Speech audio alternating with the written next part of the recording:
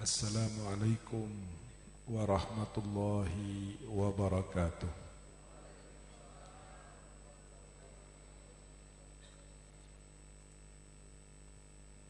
Alhamdulillah,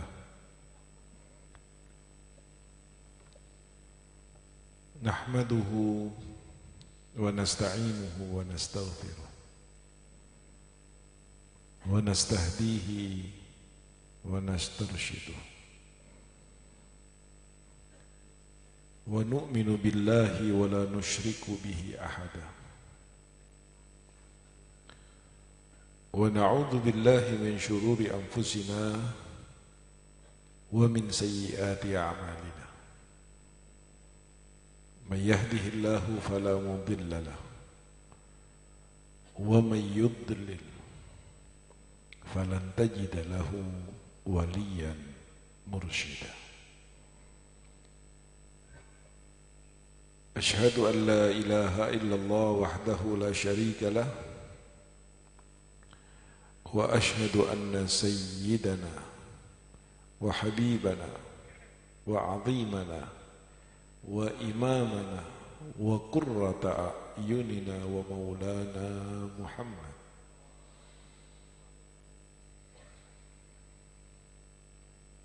miftahi babi rahmatillah عدد ما في علم الله صلاة وسلاما دائمين بدوام ملك الله وعلى آله وأصحابه ومن والاه لا حول ولا قوة إلا بالله أما بعد. اللهم ألف بينهما كما ألفت بين سيدنا آدم وسيدتنا حواء وكما ألفت بين سيدنا إبراهيم وسيدتنا سارة وهاجر وكما ألفت بين سيدنا موسى وطور سيناء وكما ألفت بين سيدنا يوسف وسيدتنا زليخة وكما ألفت بين سيدنا محمد صلى الله عليه وسلم وخديجة الكبرى وسائر أزواجه الطاهرات وكما ألفت بين سيدنا علي ابن أبي طالب كرم الله وجهه وسيدتنا فاطمة البتول بنت الرسول صلى الله عليه وسلم بحق شهد الله وقل هو الله وحسبي الله ألا إن حزب الله هم الغالبون. Saudara-saudara yang dirahmati oleh Allah, pernikahan ini adalah merupakan satu sunnatullah. Dari semenjak Nabi Adam alaihissalam lalu turun kepada lazimnya keturunannya sampai kepada kita pada hari dan saat ini. Namun antara dua nabi yang diutus oleh Allah seringkali terjadi kekosongan, sehingga dari kekosongan ini pernikahan mulai bergeser menjadi hanya pada batasan kebutuhan. Laki butuh kepada perempuan, perempuan butuh kepada laki, kemudian diikat dengan adat sehingga kemudian dilangsungkan yang namanya pernikahan. Turun-temurun dari nabi-nabi mulai Adam sampai kepada Isa alaihissalam,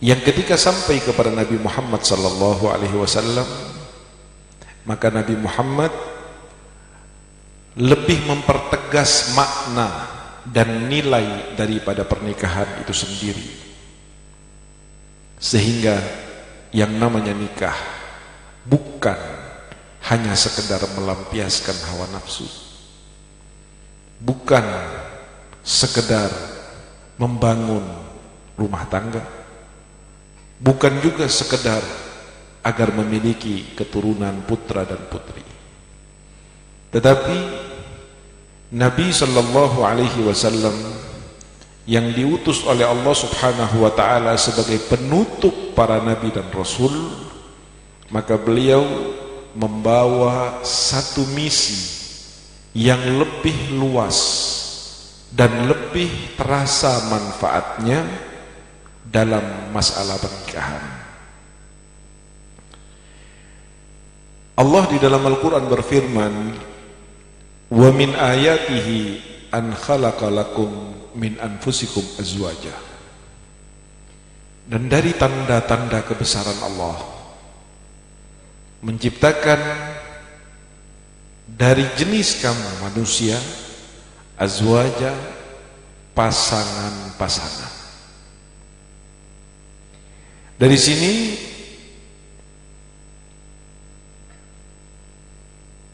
Allah Subhanahu wa ta'ala menjadikan pernikahan umat Nabi Muhammad sallallahu alaihi wasallam sebagai salah satu tanda kebesaran Allah.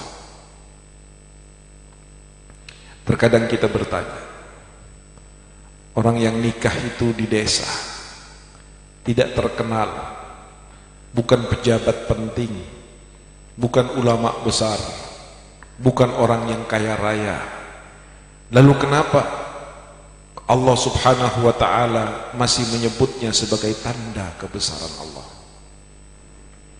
Di mana letaknya kebenaran pasangan suami istri itu kemudian dinamai sebagai tanda kebesaran Allah Subhanahu wa ta'ala?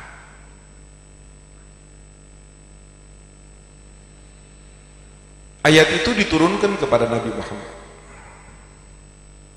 Nabi Muhammad diajari oleh Allah bagaimana agar pasangan suami istri itu menjadi betul-betul sebuah tanda kebesaran dari Allah Subhanahu wa ta'ala. Lalu kemudian Nabi Muhammad bersabda, "An-nikahu sunnati." Nikah itu adalah sunnahku, jalanku, kebiasaanku. Faman raghiba an sunnati falaysa minni, maka barang siapa yang tidak suka kepada sunnahku, maka dia bukan dari golonganku. Nabi bukan mengatakan barang siapa yang tidak suka kepada nikah, maka dia bukan dari golonganku. Bukan. Yang Nabi sampaikan, yang Nabi tegaskan setelah mengatakan an-nikahu sunnati faman raghiba an sunnati falaysa minni. Orang yang tidak suka kepada sunnahku, bukan kepada nikah, maka dia tidak termasuk golongan daripada Nabi Muhammad sallallahu alaihi wasallam. Kita urut dari belakang redaksi hadisnya. Siapa yang tidak suka kepada sunnahku, maka dia tidak termasuk daripada golonganku. Siapa golongan Nabi Muhammad sallallahu alaihi wasallam? Golongan Nabi Muhammad adalah sahabat-sahabat Rasulullah pada saat hadis ini diucapkan oleh Nabi. Apa yang kita tahu tentang sahabat-sahabat Nabi Muhammad sallallahu alaihi wasallam? Dalam satu ayat Allah Subhanahu wa taala mengatakan, "Kuntum khaira ummah." Kalian sebaik-baiknya umat, wahai sahabat Nabi. Kalian sebagus-bagusnya umat. Tidak pernah Allah selama menciptakan manusia dari Nabi Adam memiliki kelompok hamba yang dinamakan dengan umat sebaik umat Nabi Muhammad sallallahu alaihi wasallam. 23 tahun Nabi sallallahu alaihi wasallam, berawal dari usia 40 sampai 63, berdaulat dengan memiliki umat tersendiri setelah beliau menjadi nabi. Maka hanya dalam waktu tempo 23 tahun ini Nabi Muhammad sallallahu alaihi wasallam mampu untuk menjadikan kondisi jahiliyah, kondisi yang tidak kenal dengan etika, kondisi yang lebih umum kemungkaran daripada ma'ruf, kondisi di mana nilai-nilai kemanusiaan sudah diabaikan, menjadi khairu ummah, sebaik-baiknya umat. Artinya apa? Hanya dalam waktu 23 tahun orang yang tidak tahu terhadap akidah yang benar menjadi orang yang paling baik akidahnya. Orang yang tidak kenal sebelumnya terhadap tata krama, sopan santun, etika dan nilai-nilai susila menjadi manusia yang paling baik. Orang yang tadinya terbiasa dengan perbuatan mungkar sampai dia lupa ketika Nabi SAW bersabda, akan datang nanti satu masa kepada umatku di mana perbuatan mungkar akan dianggap ma'ruf dan perbuatan ma'ruf akan dianggap mungkar. Mereka kaget ketika Nabi mengatakan seperti ini dan bertanya, awaka inun dalika ya Rasulullah, apakah yang begitu itu akan terjadi ya Rasulullah? Kata Rasulullah, iya, bahkan akan lebih jahat daripada itu. Bagaimana kamu jika seandainya hidup di satu masa di mana kamu diperintahkan untuk melakukan yang mungkar dan dilarang untuk melakukan yang ma'ruf? Tambah heran sahabat Nabi, tambah heran sampai mereka berkata, apakah yang demikian ini terjadi ya Rasulullah? Hanya 23 tahun. Padahal yang bertanya dan yang terheran-heran itu dulunya adalah pelaku-pelaku kemungkaran, orang-orang yang tidak kenal dengan ma'ruf, orang-orang yang tidak memiliki keimanan yang baik kepada Allah. Mereka menjadi lupa sama sekali, padahal mereka dulunya sebagian adalah pelaku-pelaku mungkar tersebut.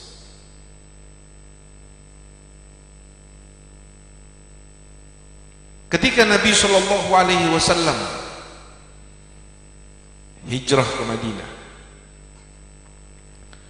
Nabi Muhammad SAW berkata kepada sahabat setelah sholat pertama di Madinah, sholat berjamaah pertama, kata Nabi, wahai para Ansor, Ansor ini adalah orang Madinah yang menerima kedatangan orang Muhajirin yang datang dari Mekah bersama dengan Nabi atau sebelum Nabi.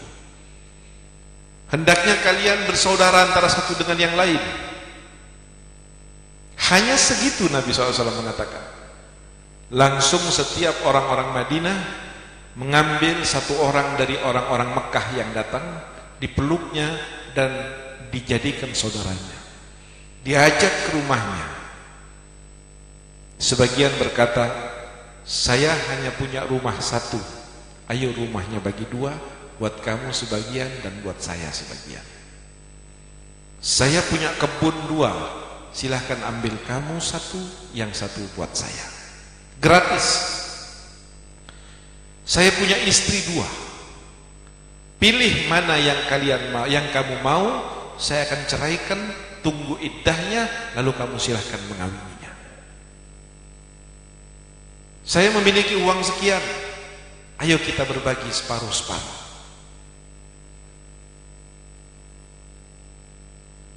Betapa yang tadinya mereka adalah orang-orang yang egois, orang-orang yang mementingkan dirinya sendiri, orang-orang yang siap berperang hanya untuk 1-2 rupiah, 1-2 dinar yang merasa diambil dengan tidak pada tempatnya, lalu tiba-tiba memberikan separuh rumahnya, separuh hartanya.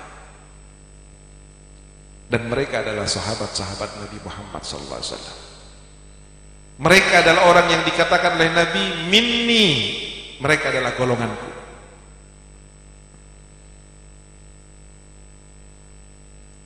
Di antara sahabat-sahabat Nabi juga sampai dipuji oleh Allah Subhanahu wa taala di dalam Al-Qur'an. Allah mengatakan wa yu'thiruna ala anfusihim walau kana bihim khasasah. Mereka mendahulukan saudaranya seagama. Beda bapak, beda ibu, tapi karena diikat dengan la ilaha illallah,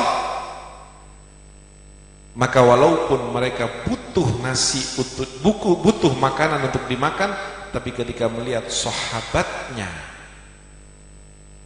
temannya membutuhkan, dia rela lapar agar supaya makanannya dimakan oleh temannya dan temannya yang kenyang.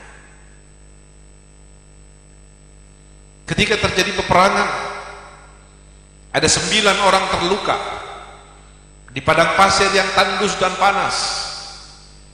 Mereka dalam keadaan kepanasan dan terluka, kesakitan. Yang paling mereka butuhkan adalah air. Saat peperangan reda, maka kemudian dibawakan air yang serba terbatas untuk diminum kepada mereka yang 9. Diberikan kepada yang luka paling pinggir. Dia berkata, saya masih bisa bertahan, berikan kepada saudara saya yang sebelah. Dilihat yang ke sebelah, diberikan kepada yang sebelah. Kata yang sebelah apa? Dahulukan teman saya yang sebelah ini, kelihatannya dia lebih sakit dari saya.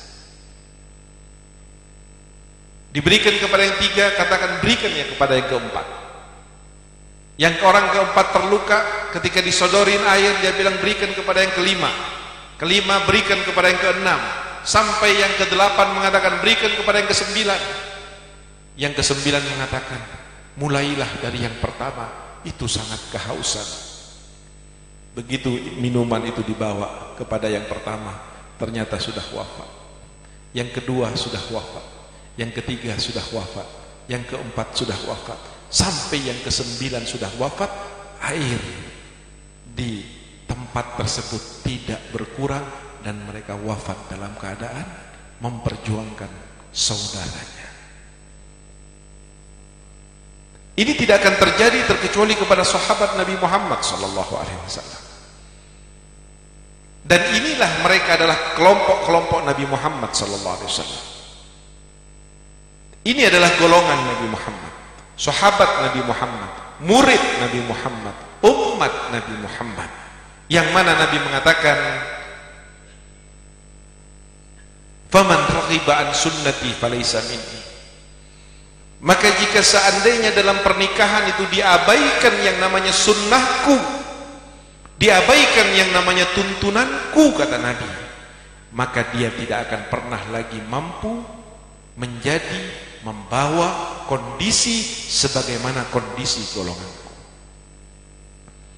Dan kemudian terjadilah apa yang kita bisa saksikan dari sifat dan sikap umat Nabi Muhammad SAW.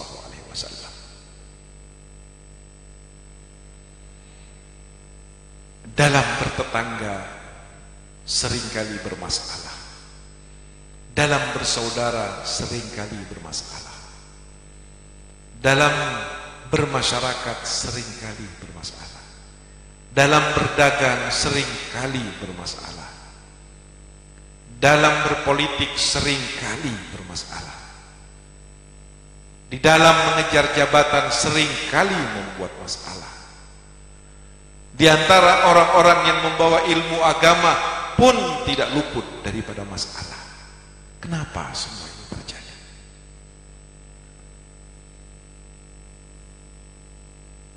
Nabi kita Muhammad SAW adalah satu-satunya manusia yang dikatakan oleh Allah Subhanahu wa taala, "Wa ma yantiqu 'anil hawa in huwa illa wahyun yuha."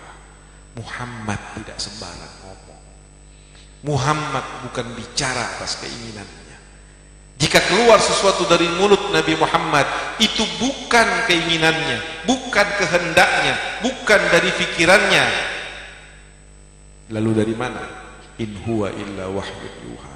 Itu adalah firmanku yang aku turunkan ke hatinya Muhammad, lalu kemudian disabdakan lewat lisan mulianya.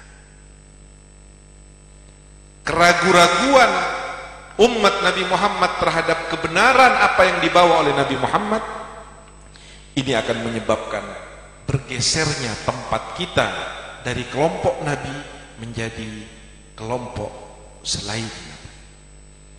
Dan ketika kelompok selain Nabi yang seharusnya dia menjadi kelompok Nabi terjadi kepada umat ini, maka apa yang terjadi di zaman jahiliyah sebelum Nabi diutus menjadi Nabi Muhammad, menjadi Rasul, akan terulang lagi. Karena ini adalah sifat dasar manusia. Di dalam bahasa Arab dikatakan bahwa al-insan hayawanun natik. Bedanya manusia dengan hewan itu hanya karena manusia bisa bicara, sehingga dia tidak dinamakan hewan.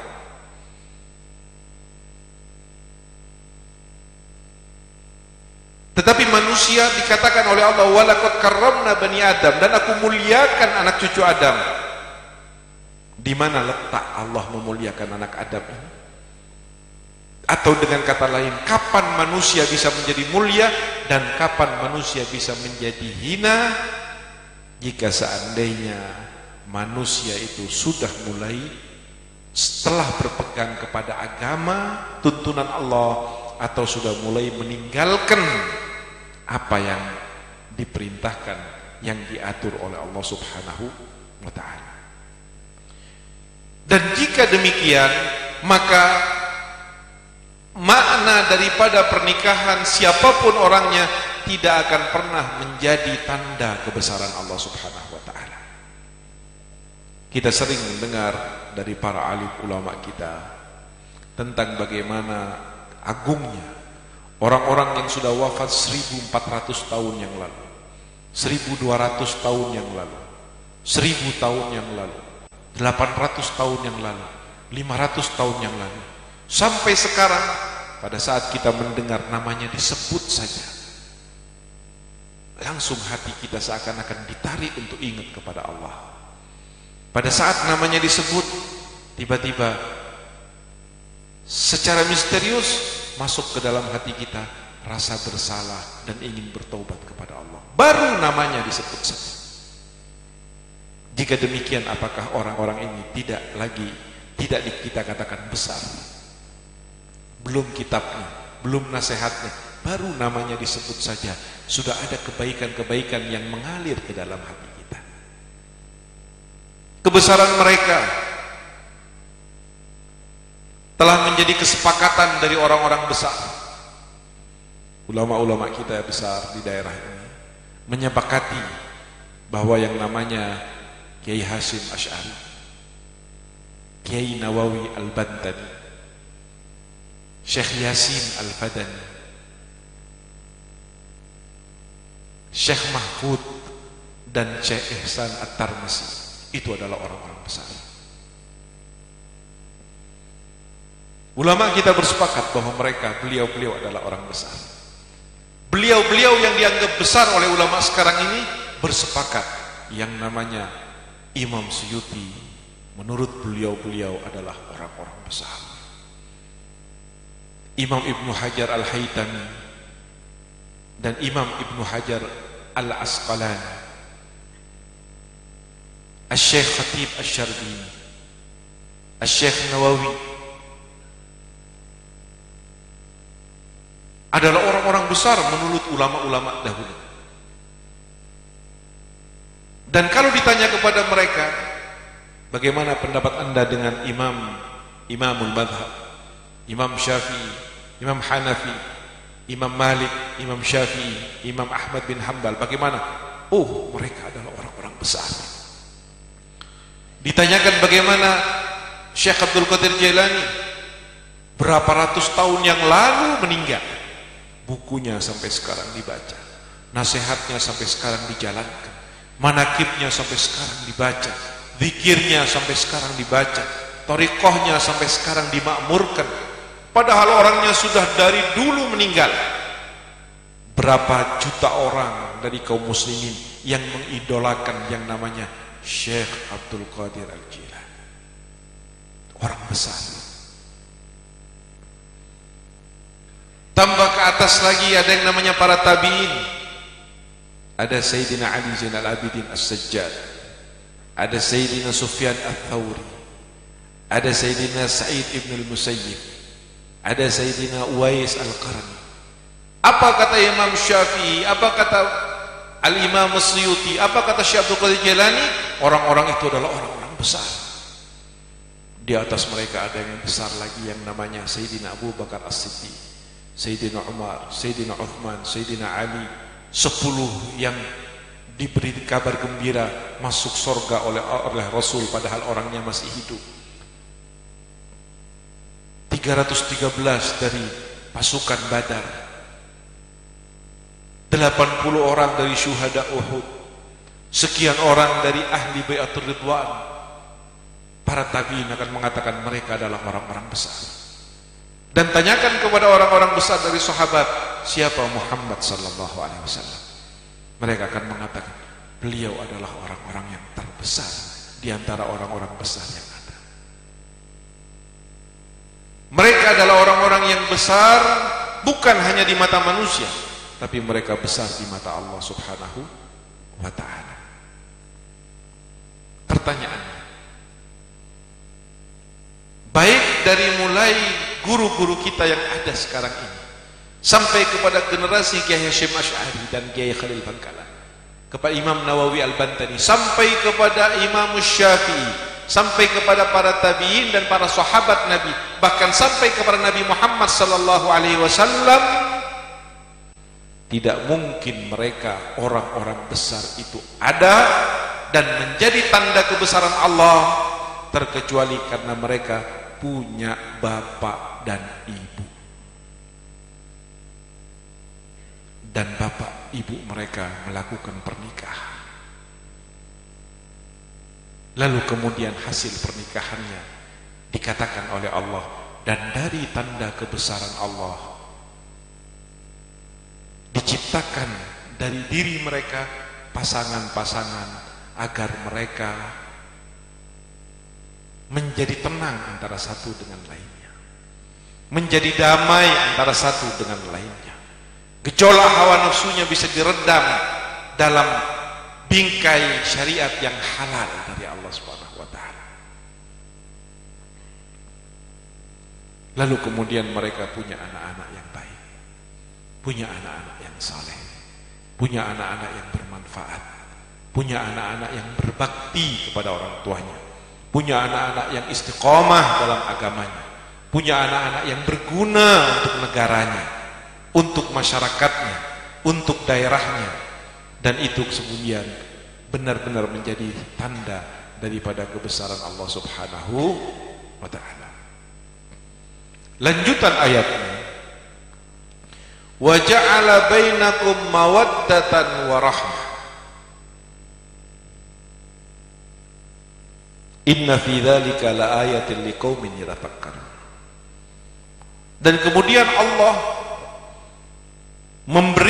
menjadikan bagi mereka pasangan suami istri itu mawaddatan wa rahmah. Mawaddah itu di atas cinta. Kalau cinta bahasa Arabnya adalah al-hub atau mahabbah. Sementara mawaddah ini lebih daripada sekedar cinta. Kalau cinta pasangan biasanya karena dia punya sesuatu yang saya butuhkan, karena dia bisa memberikan sesuatu yang saya cari, sehingga kemudian terjalin hubungan cinta antara laki-laki dan perempuan. Tetapi yang seperti ini sifatnya temporer dan sangat mengkhawatirkan. Sebabnya, jika seandainya apa yang diinginkan dan yang dicari hilang dari pasangannya, maka yang terjadi adalah pembiaran, penyia-nyiaan, bahkan tidak jarang penyiksaan. Sampai di negeri kita ada yang namanya ketentuan KDRT, kekerasan dalam rumah tangga. Subhanallah, adakah seorang suami yang melakukan kekerasan kepada istrinya? Seharusnya tidak ada jika dilakukan dengan pernikahan sesuai dengan syariat Allah. Tetapi kenapa kemudian itu terjadi? Karena mereka hanya memiliki mahabbah di dalam pernikahannya. Mereka hanya memiliki cinta di dalam pernikahannya, yang mana cinta itu lebih kepada tujuan-tujuan yang sifatnya materi. Cantik saya cinta, tapi setelah hilang kecantikannya, hilang cintanya. Kaya saya cinta, tetapi setelah habis kekayaannya, hilang cintanya. Muda saya cinta, tetapi ketika hilang usia mudanya, maka hilang pula cintanya. Dan pada saat itu segala kemungkinan memungkinkan untuk terjadi, bahkan sampai penganiayaan, jangan lagi kata-kata kasar. Yang diinginkan oleh Allah Subhanahu wa taala dengan bimbingan Nabi Muhammad sallallahu alaihi wasallam itu bukan cinta dalam rumah tangga. Dalam bahasa Arabnya bukan mahabbah, tetapi mawaddah. Apa bedanya mahabbah dengan mawaddah? Kalau orang mahabbah, ya seperti yang saya jelaskan tadi. Tetapi kalau mawaddah lebih mulia daripada mahabbah. Kalau orang cinta, dia akan eksis dalam cintanya ketika apa yang diinginkannya terwujud. Sehingga dia berpikir, apa yang sudah kamu berikan kepada saya. Tetapi mahabbah tidak seperti itu. Lebih tinggi daripada itu. Mawaddah lebih tinggi daripada itu. Kalau orang mahabbah, apa yang bisa kamu berikan kepada saya? Mahabbah akan mawaddah akan berkata, apa yang bisa saya berikan buat kamu? Ini nilai, saudara. Ini kelas. Dan ketika dalam satu rumah tangga ada sifat mawaddah,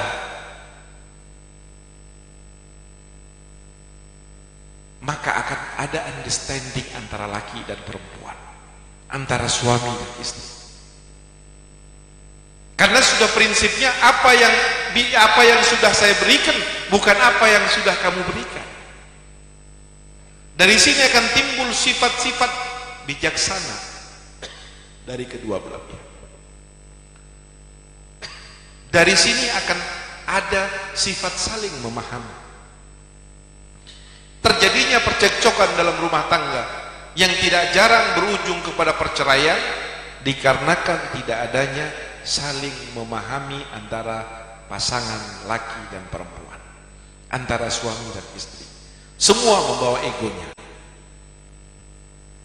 Bahkan tidak jarang di luaran seorang suami bisa memaafkan orang yang melakukan kesalahan kepadanya, bisa bersabar kepada orang yang zalim kepadanya.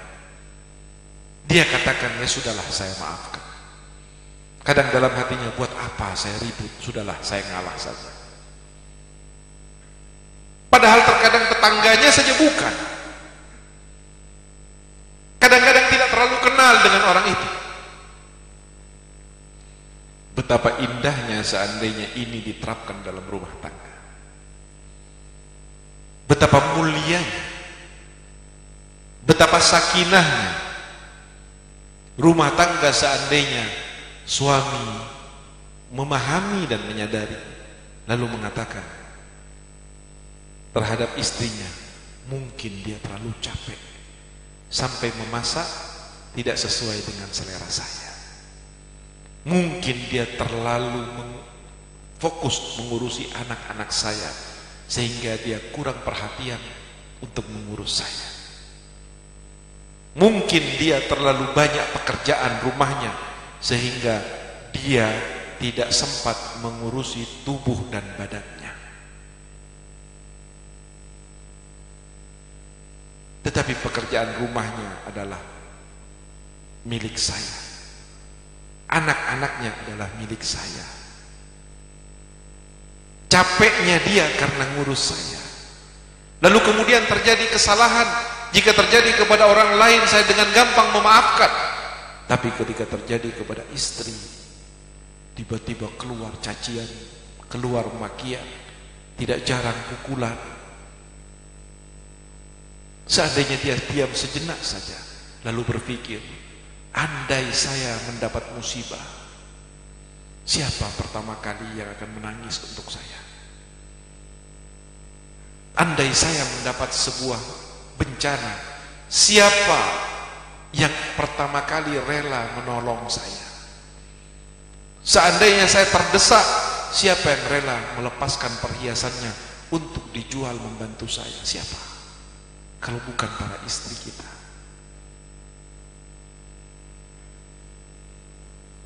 Maka jika wanita atau istri dalam hal ini sudah melihat dan meyakini sifat dan karakter suami seperti ini, mereka jauh lebih gampang untuk tunduk dan terharu. Dan kita dijadikan imam oleh Allah, kita dijadikan khalifah, kita dijadikan pemimpin dalam rumah tangga.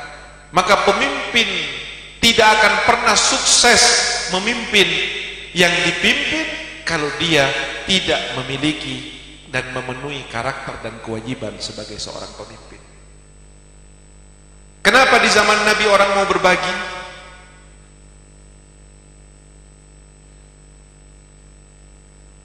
Karena Nabi Muhammad memiliki prinsip, jika kalian lapar, akulah pertama kali orang yang lapar, kata Nabi. Ini pemimpin. Jika kalian kenyang, maka akulah orang terakhir kali yang kenyang, kata Nabi Muhammad SAW. Bagaimana kemudian umatnya tidak akan berbagi dengan yang lain ketika melihat pemimpinnya telah memberikan contoh yang luar biasa?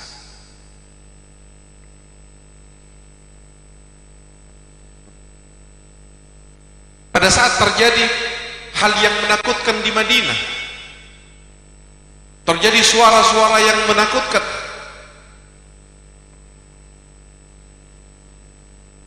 orang-orang di rumah baru ngintip, ada apa, ada apa.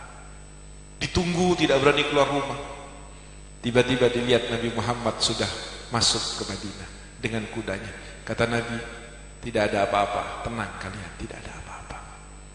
Ketika ada bahaya, Nabi Muhammad yang berada di depan. Bagaimana kemudian umat tidak akan rela mati untuk nabinya?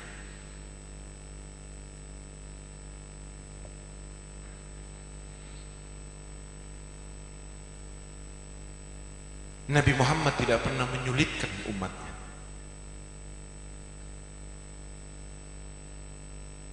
Jika seandainya Nabi Muhammad mau meminta kepada umatnya, mau mengadu kepada umatnya tentang rumah tangganya, tentang ekonominya, tentang capeknya, tentang ininya, maka semua umat akan datang kepada Nabi untuk mengatakan, apa yang engkau mau ya Rasulullah. Tetapi pada saat Nabi wafat, sampai istrinya pun tidak tahu. Ketika Nabi setelah wafat beberapa hari, orang Yahudi datang membawa baju perangnya Nabi, baju besi Nabi Muhammad. Dibawa ke rumah Nabi, dia bilang, wahai keluarga Muhammad, ini saya kembalikan baju besi, baju perangnya Muhammad. Kaget sahabat, heran keluarga Nabi, kok bisa baju besinya Nabi ada di kamu? Bukan Islam lagi kamu, kok bisa ada di kamu? Apa kata Yahudi tersebut? Beberapa saat yang lalu Muhammad datang ke saya. Dia mengatakan, wahai tetanggaku Yahudi, aku pinjem beberapa on daripada gandum atau beras kalau di sini untuk saya makan.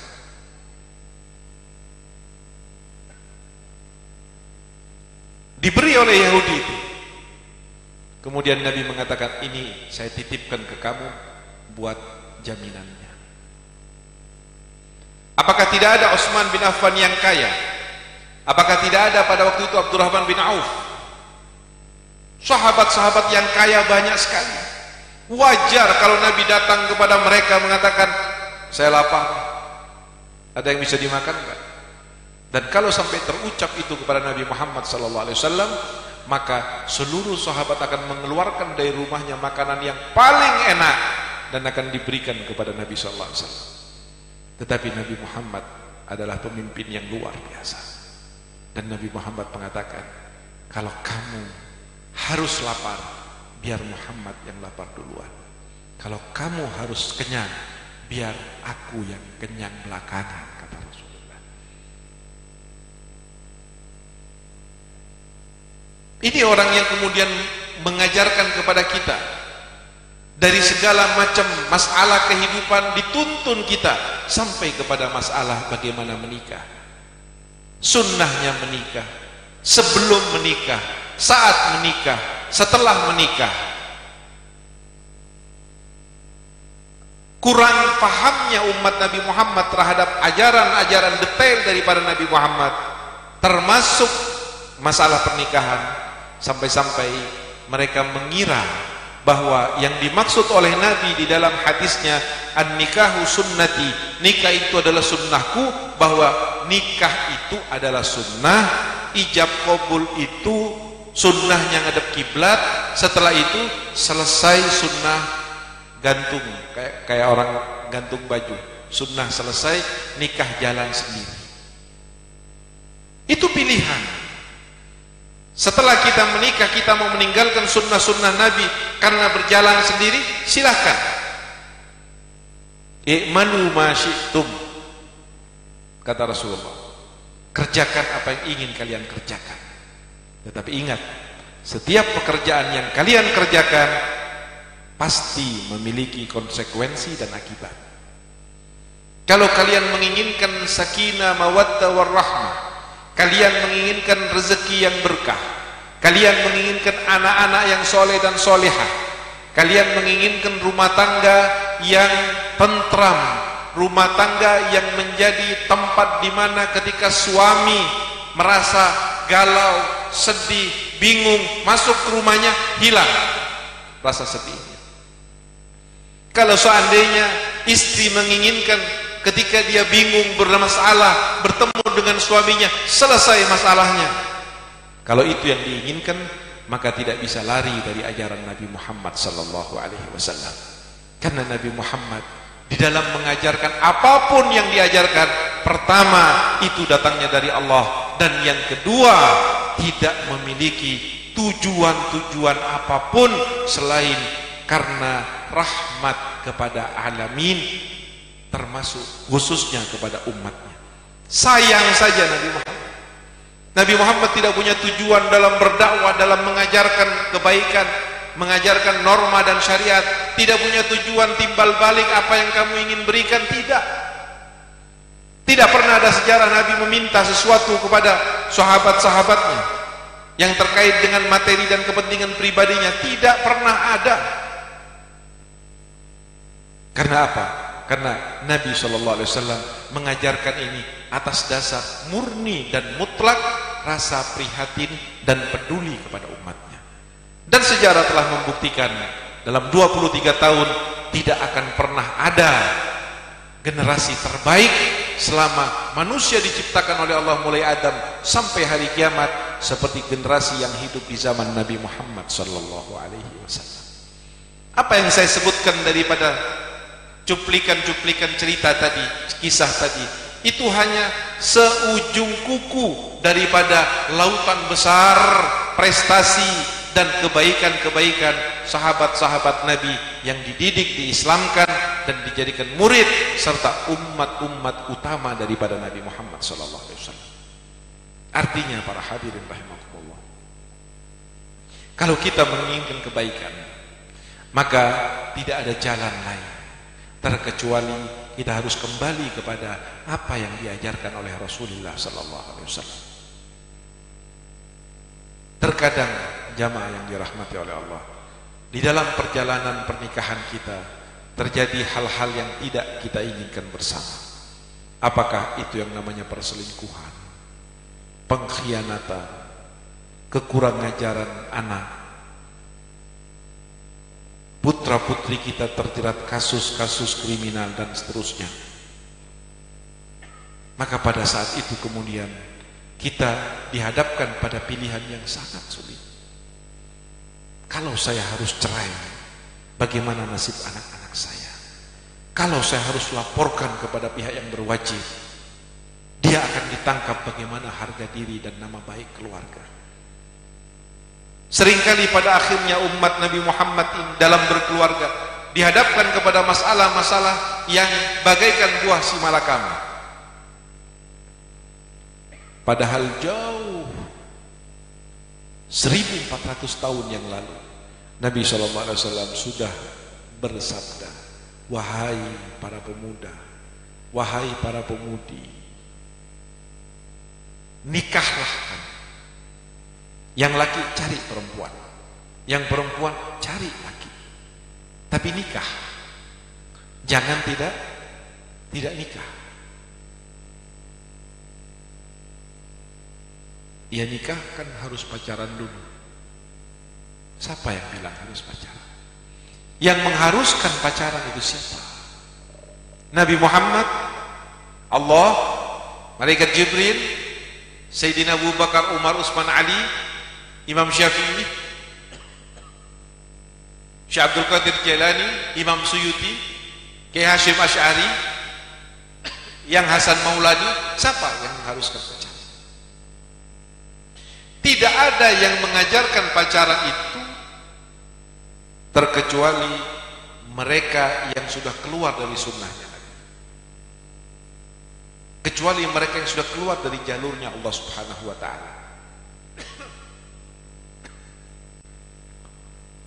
Dan setiap orang yang keluar dari jalurnya Allah Subhanahu wa ta'ala, pasti dia akan cepat atau lambat bertemu dengan masalah.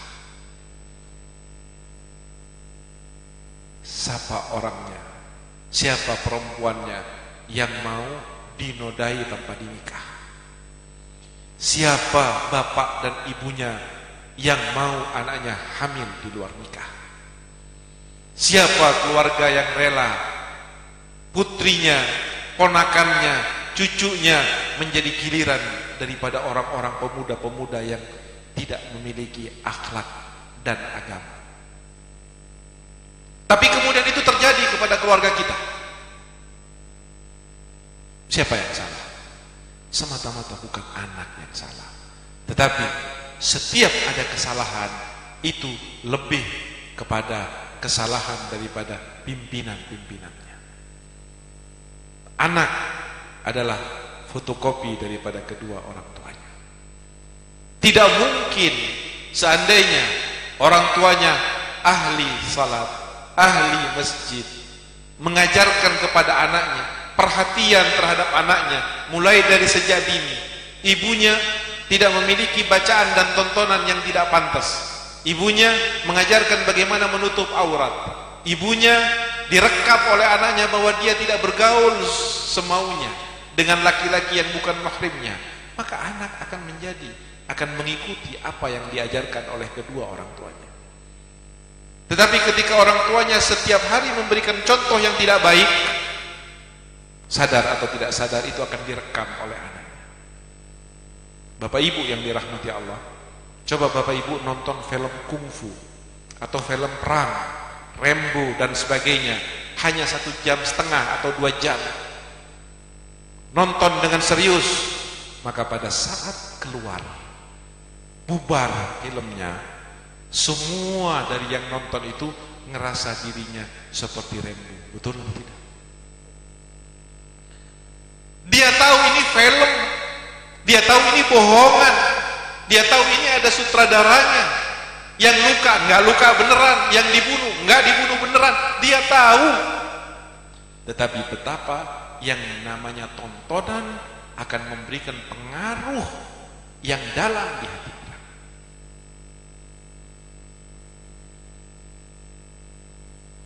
Bisa dibayangkan seandainya 5 tahun, 10 tahun, 15 tahun yang ditonton, yang didengar oleh anaknya adalah perbuatan-perbuatan yang tidak baik daripada ayah dan ibunya, bagaimana anaknya akan menjadi anak yang baik? Jauh ribuan tahun Nabi SAW sudah berkata, wahai laki, wahai perempuan, menikahlah. Tetapi jika kamu akan menikah, cari yang kaya, cari yang terhormat, cari keluarga baik-baik. Ada satu lagi, tetapi untuk yang keempat ini Nabi memberikan tekanan. Kata Nabi, fadfar lidzatid din taribat yada. Cari yang cantik boleh, karena itu hebatnya agama Islam. Agama Islam adalah agama yang memadukan antara langit dan bumi. Langit itu adalah tuntunan wahyunya, bumi adalah rasionalitas daripada ajarannya. Bukan kemudian laki dilarang untuk menikah, tidak. Sealim apapun silahkan mau menikah. Bukan kemudian perempuan dilarang untuk menikah, tidak. Sesoleha apapun silahkan Anda menikah. Tetapi kata Rasul, di dalam kalian mencari pasangan sebelum kalian nikah, cari yang cantik. Supaya apa? Supaya kalian lebih senang dalam berumah tangga. Memang kecantikan bukan menjamin kebahagiaan, tetapi kalau punya istri cantik, suami yang tampan, itu adalah salah satu dari bagian yang menunjang kebahagiaan. Kekayaan bukan satu-satunya dasar kebahagiaan, tetapi jika serba berkecukupan, maka itu akan lebih mempercepat proses kebahagiaan. Yang namanya percekcokan di rumah tangga, perceraian dalam rumah tangga, tidak jarang saudara dikarenakan faktor ekonomi. Yang membuat suami selingkuh dengan orang lain tidak jarang karena dinilai istrinya berparas jelek. Yang menjadikan kita terhormat dan terangkat harkat dan martabat kita seringkali dikarenakan kita menikah dengan keluarga yang terhormat.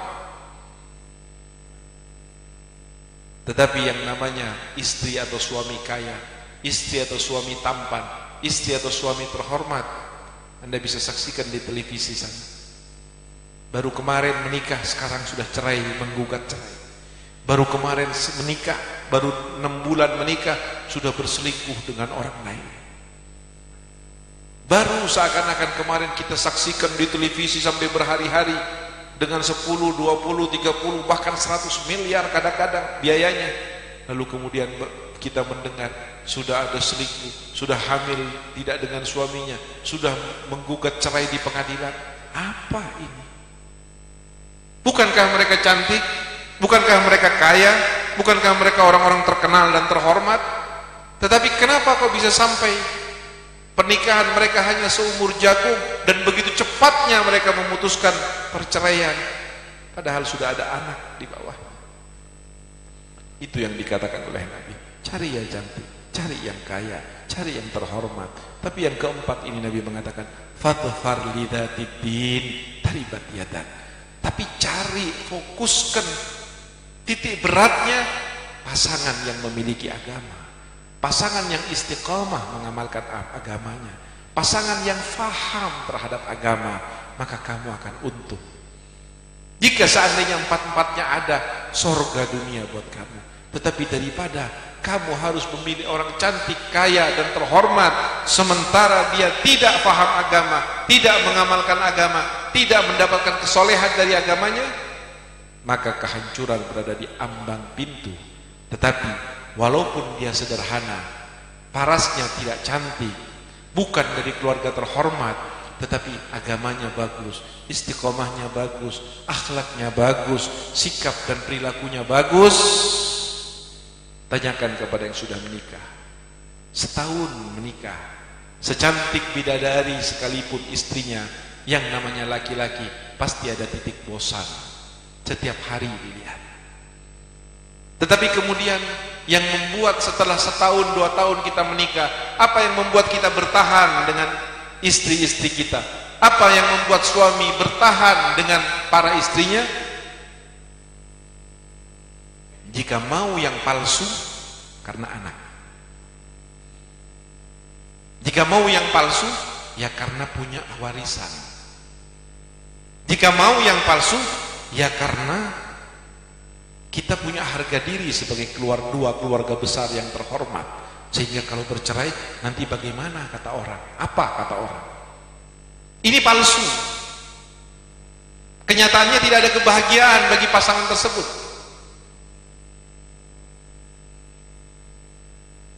Tetapi ketika seperti apa yang di awal saya sebutkan, antara suami dan istri sadar akan tugasnya masing-masing. Seorang suami istri bukan hanya sekedar melampiaskan hawa nafsu dalam pernikahan. Suami dan istri bukan hanya mencetak anak dan melahirkan putra dan putrinya, tetapi dia sadar bahwa ini adalah sebuah amanah yang Allah Subhanahu wa taala akan menjadikan bagian kecil tetapi penting.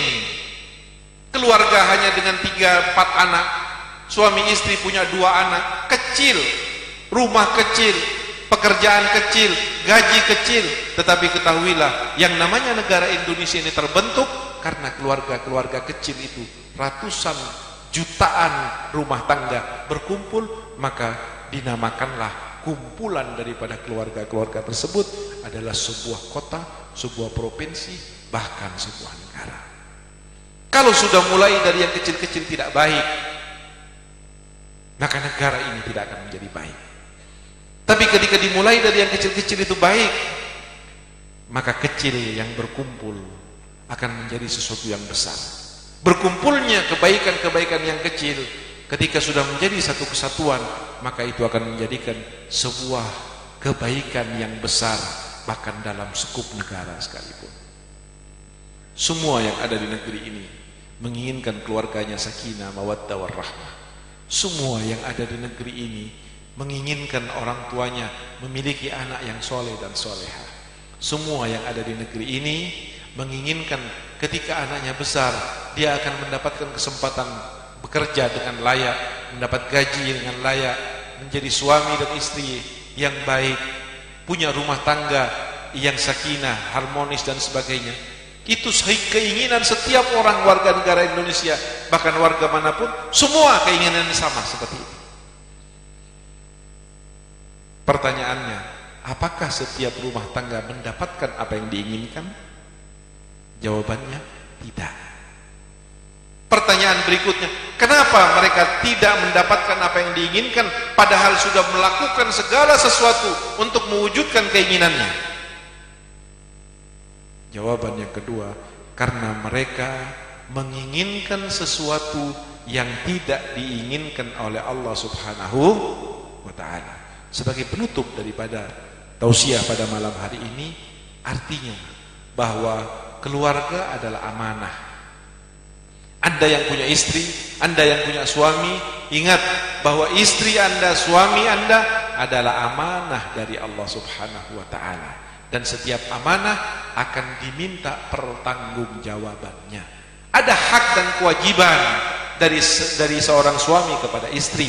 Ada hak dan kewajiban bagi seorang istri terhadap suaminya.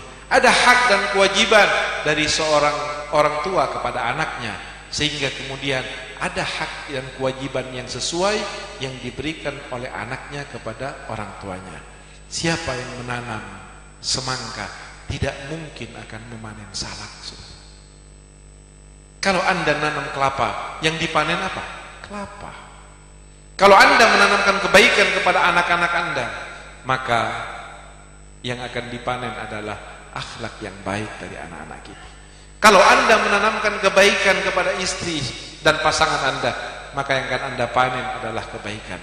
Tetapi ketika Anda menanamkan kejelekan, apakah itu dengan bentuk sikap, perilaku, contoh, uang haram yang dibawa dan diberikan sebagai nafkah kepada anak-anak dan istri kita, maka jangan berharap dari ketidakbaikan akan menumbuhkan kebaikan. Tidak mungkin. Kalau Anda menginginkan kebaikan, kita menginginkan kebaikan, maka berbuatlah baik. Dan yang namanya kebaikan bukan menurut kita. Yang namanya kebaikan bukan menurut peraturan yang ada, tetapi yang namanya kebaikan itu adalah sesuatu yang ditetapkan baik oleh Allah atau ditetapkan tidak baik oleh Allah Subhanahu wa ta'ala. Sehingga apapun yang terkait dengan pribadi, hubungan suami istri dan anak, ketika kita akan mengerjakannya, memperlakukannya, menyikapinya, maka tolong lewat acara yang mulia ini tanyakan terlebih dahulu kepada diri kita, Allah ingin atau tidak. Anda akan menyekolahkan anak Anda, tanyakan Allah ingin apa tidak.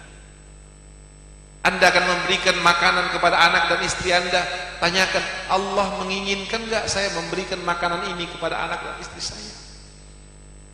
Allah akan mengawinkan, Anda akan mengawinkan anak-anak Anda, tanyakan Allah ingin enggak cara pernikahan seperti ini.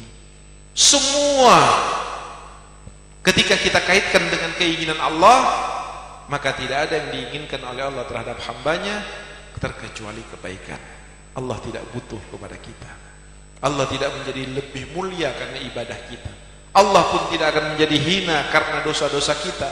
Tetapi kalau Allah melarang, Allah memerintah, Allah mengarahkan, Nabi Muhammad menganjurkan, itu semua seluruhnya demi kebaikan kita dan bukan untuk kemuliaan, keuntungan Allah dan Rasulnya.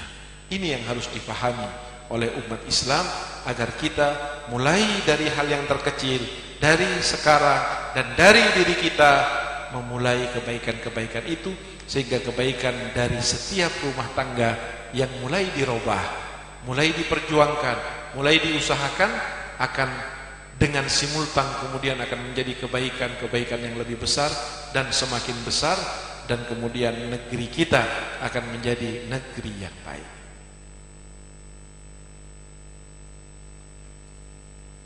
Hilangnya satu hal penting dari negeri ini yang kemudian setiap orang dari setiap anak negeri mengatakan apa yang saya inginkan tidak terwakili oleh negara. Mau diakui atau tidak, saat ini lebih banyak warga negara Indonesia yang mengatakan saya tidak diwakili, saya tidak terwakili oleh negara. Sekolah, mata pencaharian, kehidupan layak, standar layak, rumah, papan, pangan dan sandang, keamanan, kejahatan dan sebagainya. Semua hampir yang terjadi ini adalah sesuatu yang tidak diinginkan oleh kita. Bahkan keadaan permusuhan, saling curiga antara satu dengan yang lain.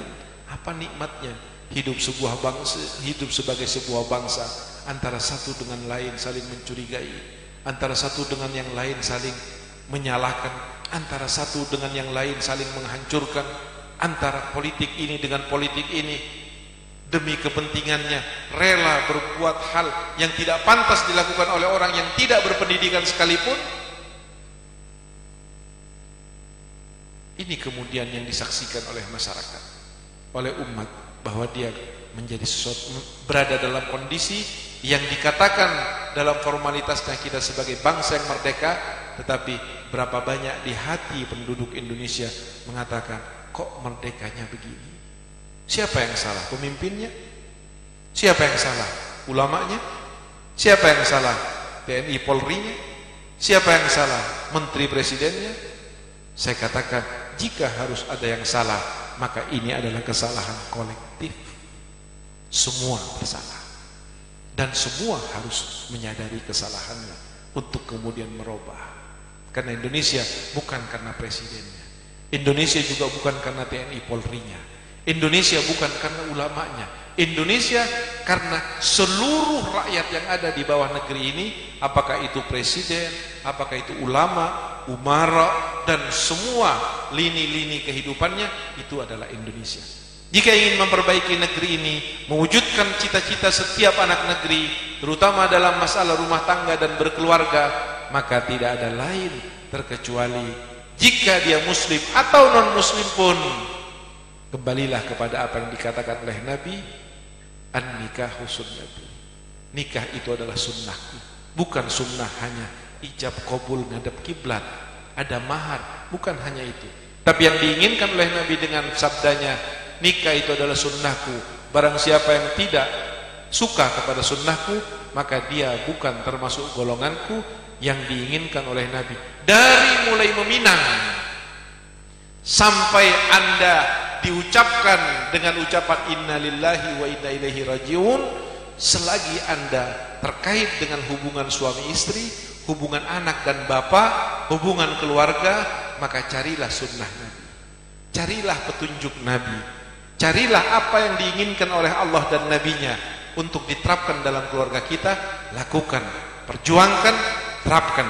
Maka kemudian disitulah Allah Subhanahu wa ta'ala akan mewujudkan kepada keluarga tersebut wa ja'ala bainakum mawaddatan wa rahmah.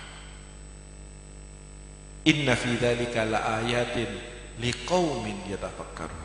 Tapi kata Allah, ini adalah tanda-tanda yang akan menjadi kebesaran hanya bagi mereka yang berpikir.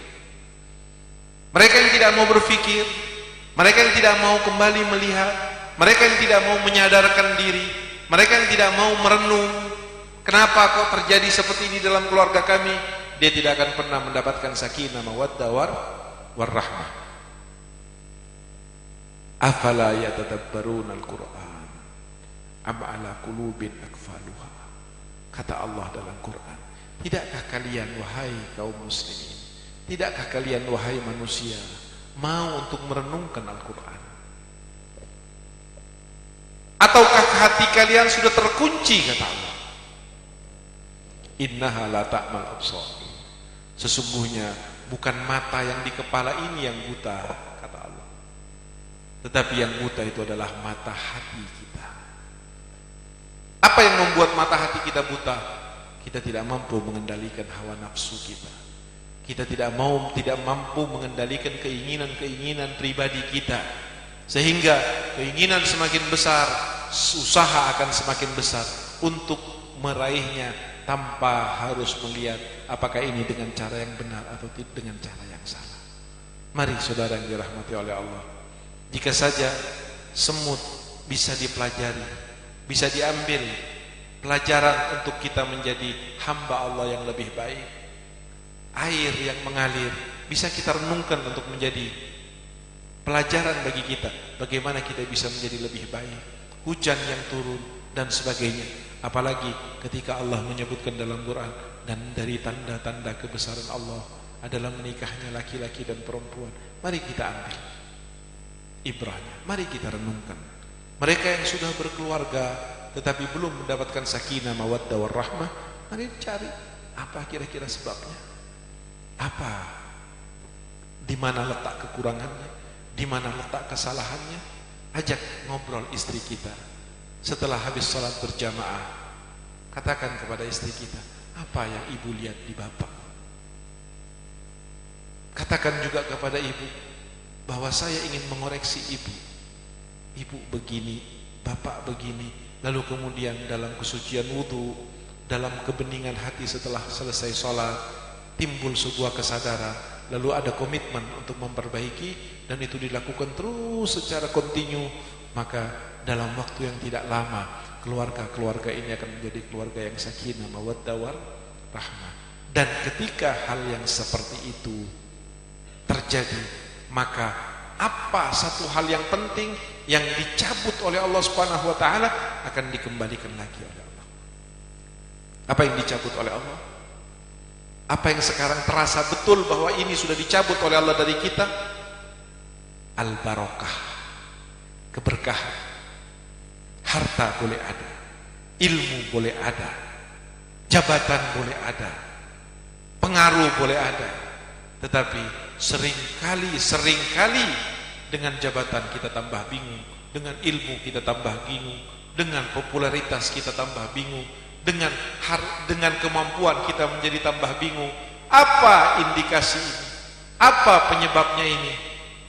Kalau kita bertanya kepada Allah, Allah Subhanahu wa ta'ala akan mengatakan barokah telah dicabut oleh Allah.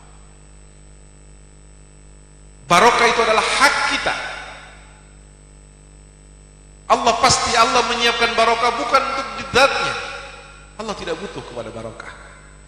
Allah menciptakan barokah untuk hambanya, untuk kita. Hak kita mendapatkan keberkahan dari Allah setelah kewajiban kita tunaikan terhadap Allah Subhanahu wa ta'ala. Kalau kewajiban kita tunaikan, maka hak akan diberi.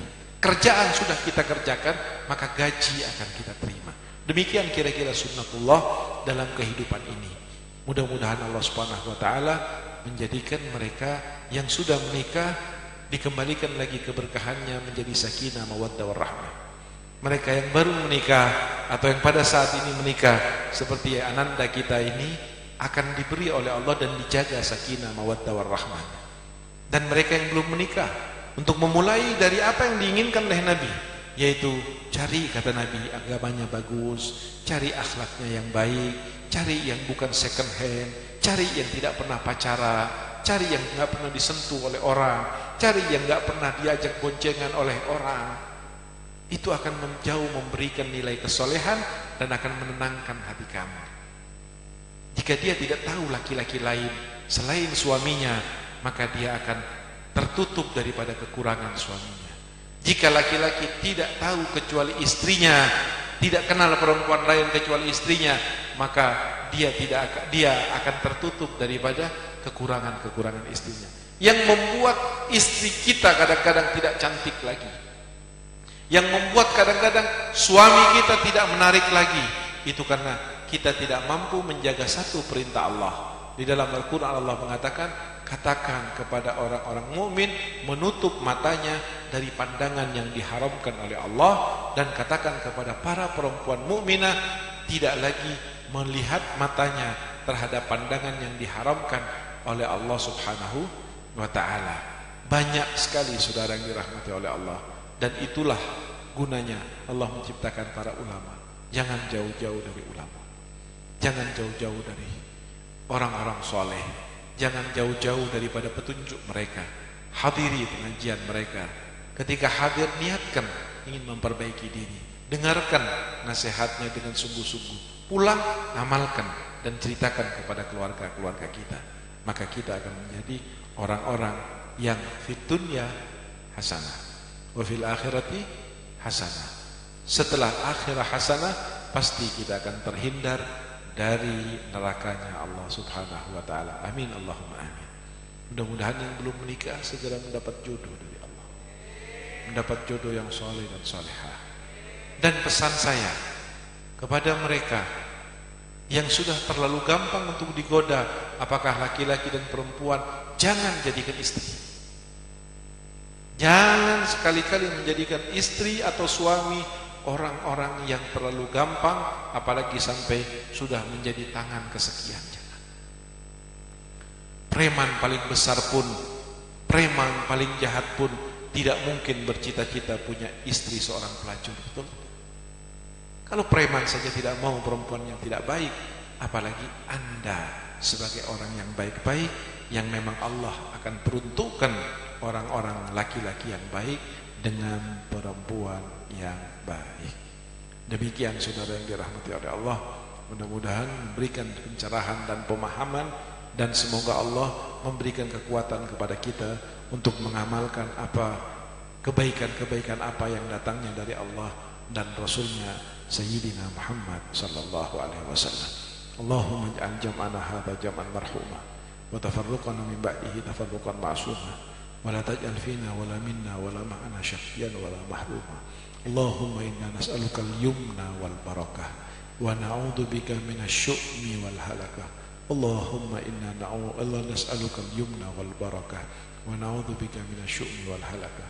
Allahumma inna nas'aluka al-yumna wal barakah wa na'udzu bika minasy syu'mi wal halakah bi rahmatika ya arhamar rahimin.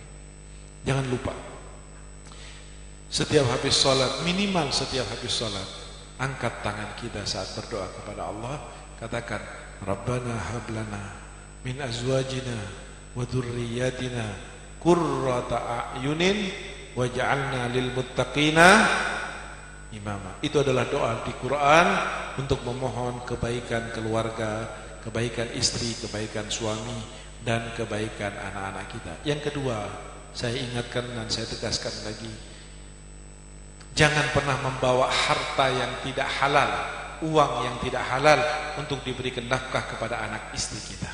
Sebab setiap yang tidak halal dimasukkan kepada istri kita, dimasukkan kepada anak kita, ini adalah racun iman dan racun yang meracuni kesolehannya. Tidak akan mungkin dengan makanan yang haram akan menjadikan istri dan anak-anak yang baik.